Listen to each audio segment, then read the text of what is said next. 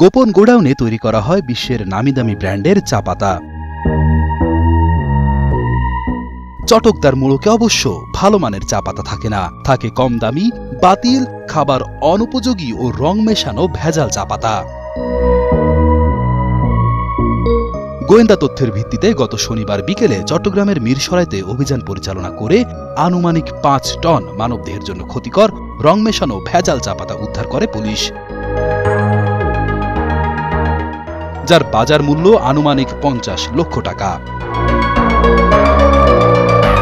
পরিচিত চা পাতার নামগুলো সামান্য ঘুরিয়ে লিখে মোড়কের রং ও ডিজাইন নকল করে প্যাকেটগুলো তৈরি করা হয়।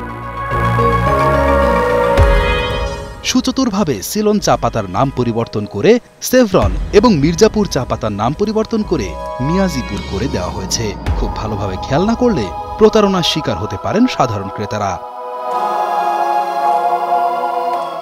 সেভরন, মিয়াজিপুর, রাজধানী গোল্ড, রাজধানী ক্লোনটি, সেফলি গোল্ড সহ বিভিন্ন নামে বেনামে মোড়কজাত করে ভোক্তাদের সাথে প্রতারণা করা হচ্ছিল।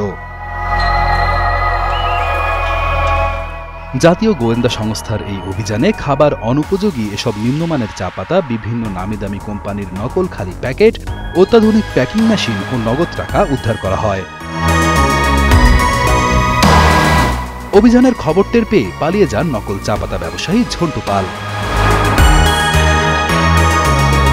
জানা যায়, দীর্ঘদিন ধরে ঝন্টু পাল নামমাত্র মূল্যে এসব নিম্নমানের চা পাতা ক্রয় করে সেগুলো বিভিন্ন নামিদামি কোম্পানির নামে মোড়কজাত করে গ্রামগঞ্জের বাজারগুলোতে অতি লাভে বাজারজাত করে আসছিল। গোডাউনের অভ্যন্তরে আধুনিক প্যাকিং মেশিন দিয়ে রং মেশানো এসব চা পাতা মোড়কজাত করা হতো। ভেজাল চা পাতা ও খালি প্যাকেটগুলো জব্দ করা হয়েছে। গত ৪ মে রাত ১২টা পর্যন্ত এক্সিকিউটিভ ম্যাজিস্ট্রেট প্রশান্ত চক্রবর্তী এই অভিযান পরিচালনা করেন।